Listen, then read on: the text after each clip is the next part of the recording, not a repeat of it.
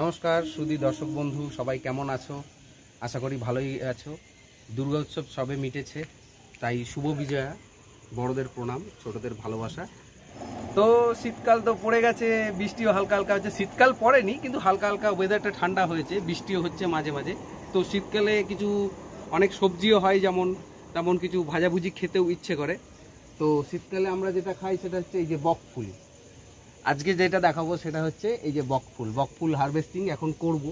হঠাৎ করেই খাবার ইচ্ছে হলো, এই সবে সবে ফোটা শুরু হয়েছে।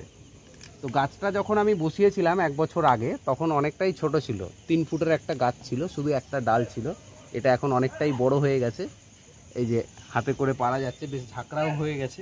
এটা খেতে খুবই ভালো, এবং ভাত ডালের সঙ্গে যদি বকফুলের বড়া হয়, ব্যাস আর কিছু লাগে না। তাহলে সবাই দেখতে থাকো। এই যে বকফুল হারভেস্টিং হচ্ছে, এই যে বকফুল কিছু ফুটে গেছে, আমি সময় পাইনি। এই কড়িগুলোই বেশি ভালো হয়। ফুল তো পাড়া, গাছ তো বড় হয়ে গেছে, এত দূরে হাত যাবে না। আর বকফুলের ডাল খুব নরম হয়, একটু বেন্ড করলেই ভেঙে যায়। এখানে একটা ডাল অলরেডি ভেঙে গেছে। তো এই বকফুল পাড়ার জন্য, দূরের ফুলগুলো পাড়ার জন্য আমি একটা ব্যবস্থা করেছি, সেটা দেখাই। এই যে একটা বোতল, এই বোতলটা এরকম ট্রায়াঙ্গুলার শেপে কেটে নিয়েছি। এখানটা ভেতরটা ফুলটা ঢুকিয়ে যখন এখানে প্রেসার দেবো, এখানে টানলে এই জায়গাটা আটকে যাবে, ফুলটা আটকে ফুলটা পাড়া হয়ে যাবে। এটা হচ্ছে দেশি জুগার ফুলটা পাড়ার। এবার আমি দেখাচ্ছি কিভাবে আমি ফুলটা পারবো। এই যেমন ওগুলো তো কুড়ি। হ্যাঁ, কুড়িটাই তো পারবো একটা। এইখানটা একটা বড় আছে, এইটা এটা।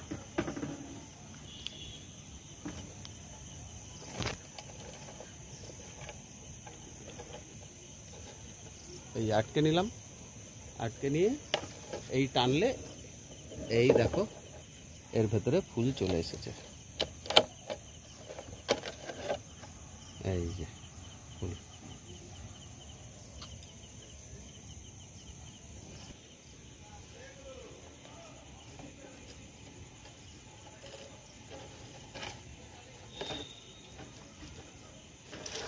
এই দেখছো বন্ধুরা, এই যে ফুল পাড়া হয়ে গেছে।